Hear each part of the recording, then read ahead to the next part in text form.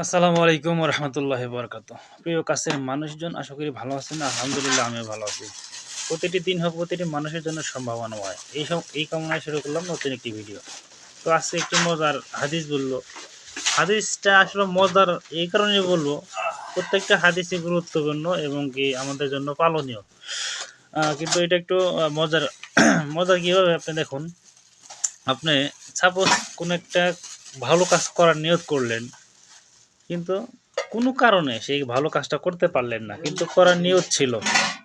এই কারণে মহান আল্লাহ তাআলা আপনাকে একটা নেকি দান করবেন, কিন্তু বিপরীতে আপনি যদি একটা খারাপ কাজ করার নিয়ত করেন, যে অমুক খারাপ কাজটা আমি করবো বা এই কাজটা করব, কিন্তু কোনো কারণে আপনি করতে পারলেন না, এর কারণে কিন্তু আপনি গুনাহ লেখা লেখা হবে না।